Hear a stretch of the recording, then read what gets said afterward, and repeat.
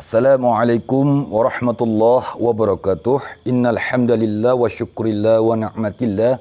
Rabbi israh li sadri wa yassir li amri wahlul 'uqdatam min lisani yafqahu qawli. Amma ba'du. Ya Allah, hilangkanlah semua kesalahan dosa-dosa kami ya Allah. Ampunilah ya Allah jika kami bersalah dan berdosa. Berikanlah kami ya Allah ilmu yang bermanfaat, berguna untuk diri kami, keluarga kami, masyarakat, guna beribadah kepada Allah. Amin ya rabbal alamin.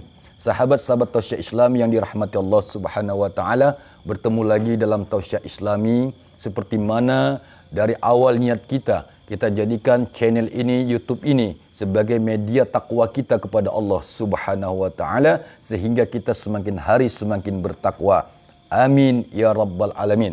Sahabat-sahabatku kaum muslimin rahimakumullah, semoga sahabat-sahabatku di rumah semuanya dalam keadaan sehat walafiat, sehat semua keluarga, dan juga jika ada saudara-saudaraku dalam perjalanan, aku berdoa semoga Allah menjadi sahabatmu dalam musafir. Allahumma sahibil musyafirin. Sahabat-sahabatku yang dirahmati Allah, semoga engkau dipelihara Allah dalam peliharaan yang baik, dalam pekerjaan dimanapun berada. Baik, pada kesempatan malam yang berbahagia ini, kita berkumpul kembali dalam pembahasan masalah zatullah. Ya, di sini aku berbagi pengalaman kembali di masa aku mencari dan mengembara. Ya, pada proses pengembaraan diriku, ya, muhasabah diri namanya. Guru kami menceritakan kepada kami itu namanya muhasabah diri. Ya, memperbaiki diri. Sahabat-sahabatku, di sini yang akan kubagikan pengalaman muhasabah diriku adalah yang berkaitan dengan zatullah. Ya, dalam hal ini sahabat-sahabatku, buka Al-Quran surat Al-A'raf. Sekali lagi, di dalam Al-Quran surat Al-A'raf, Allah Subhanahu wa taala menerangkan kepada kita di ayat 142. Quran surat Al-A'raf. Ya, ayat 142 dan 143. Nah, disinilah pengalaman supranatural yang kualami dulunya. Insya Allah, semoga pengalaman ini bermanfaat buat diriku dan keluargaku dan semuanya sahabat-sahabatku yang terus mendukung Tausiah ini dan yang melihat video ini. Alhamdulillah, di dalam pengalaman pada saat itu membicarakan tentang zatullah dan zat Allah Subhanahu wa taala, guru kami mengajarkan kepada kami seperti inilah konsepnya yang saudara-saudaraku kaum muslimin rahimakumullah lihat di papan tulis. Berdasarkan surat Al-A'raf ayat 142 dan 143.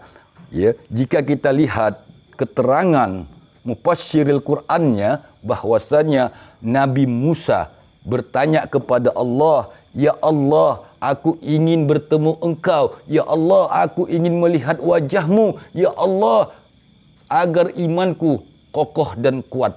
Sebegitulah kerasnya jiwa kepribadian Nabi Musa alaihi salam. Sahabat-sahabatku, Nabi Musa tidaklah si kaleng-kaleng. Ya, dia tinggalkan kaumnya Bani Israel, dia titipkan kepada Nabi Harun. Ya, hai Harun, tolong engkau jaga ini umat agar jangan tersesat. Aku mau bertemu Allah Subhanahu wa taala. Begitulah komitmennya Nabi Musa alaihi salam. Sahabat-sahabatku yang dirahmati Allah, dalam hal ini aku akan berbagi sedikit pengalamanku tentang zatullah. Ya, sedikit tentang zatullah berdasarkan Al-Quran surat Al-A'raf ayat 142 dan 143. Di dalam Al-Quran surat Al-A'raf ini, ya, Allah menerangkan dengan seterang-terangnya kepada Musa alaihi salam. "Ya Musa," kata Allah, "engkau tidak akan bisa mampu melihat diriku. Ya, maka engkau hadapkanlah dirimu ke gunung. Nah, gunung Tursina." Di sini Allah menerangkan dalam surah Al-A'raf ini kepada Nabi Musa. Sahabat-sahabatku yang dirahmati Allah Subhanahu wa taala, apa terjadi dialog apa? Wa qalamallahu Musa takliman. Apa yang dikatakan Allah kepada Musa tentang melihat wajah Allah. "Ya Musa, engkau tidak akan mampu melihat zatku, tapi engkau hadapkanlah wajahmu ke gunung.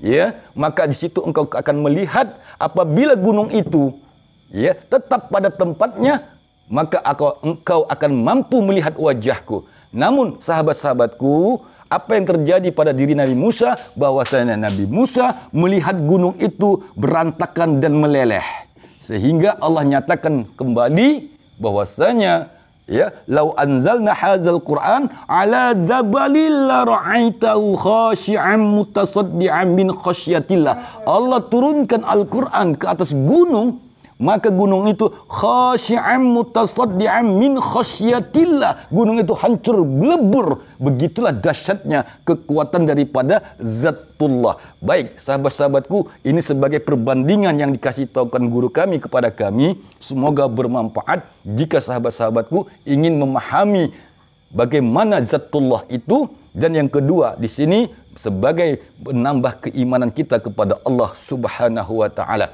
Baik, perhatikan sahabat-sahabatku. Ya, sebuah zat atom. Kita perhatikan kembali, kita kembali kepada pelajaran kita dasar zat atom. Ya, benda apapun pasti akan mengandung zat, namanya zat atom. Atom itu bahasa sederhananya bahwasanya tidak dapat diuraikan lagi. Nah, inilah makna daripada atom, artinya tidak dapat diuraikan. Apapun bentuknya, kita tidak bisa lagi menguraikan. Kalau umpamanya ini spidol, kita uraikan, maka akan ketemulah zat atomnya. Nah, sehingga zat atom itu kita pecah lagi, maka jawabannya tidak teruraikan.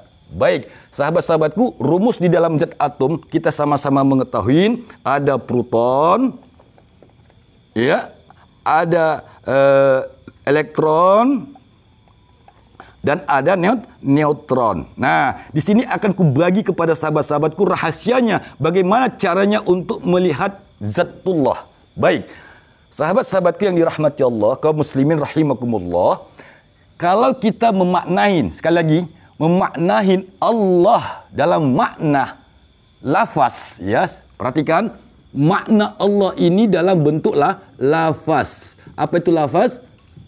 Ucapan. Sahabat-sahabatku, dalam lafaz Allah, Allah, makna lafaz Allah itu, jika kita maknakan Allah dalam lafaz, ya, bahwasanya Allah itu memiliki, ingat, ya, Zatullah itu memiliki daripada sifat, ya, asma, af'al.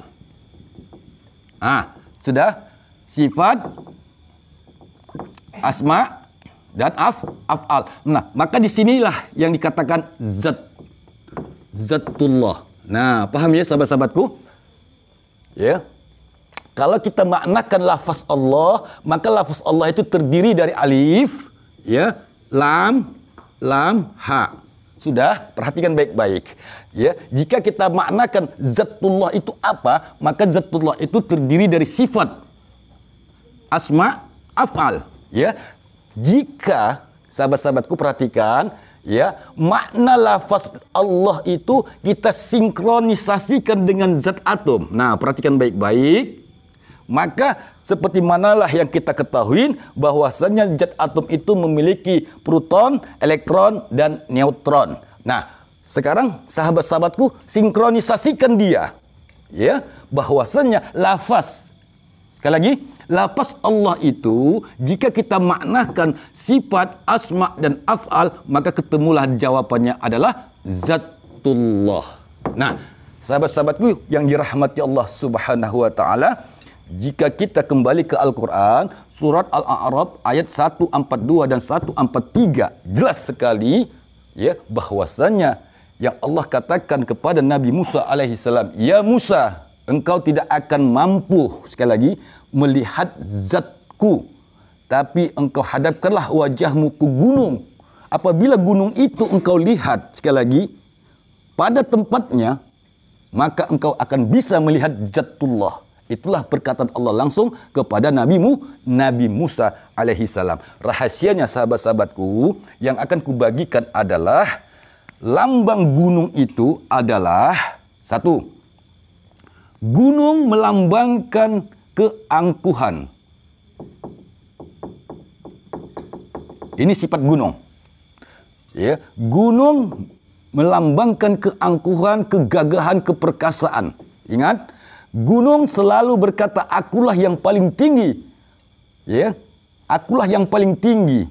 Baik, sahabat-sahabatku, jika makna gunung ini kita tarik ke dalam muhasabah diri kita, diri pribadi, maka gunung itu adalah melambangkan jiwa pribadi seorang muslim. Nah, inilah jawabannya. Baik, sahabat-sahabatku, jika sahabat-sahabatku ingin melihat Allah, maka lihatlah Allah dengan jiwa sanubarimu.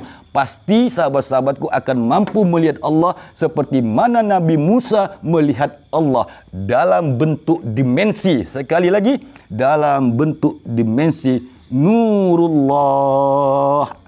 Nah, inilah yang bisa saya bagikan kepada sahabat-sahabatku. Semoga berguna dan bermanfaat. Lebih dan kurang saya mohon maaf. Assalamualaikum warahmatullahi wabarakatuh.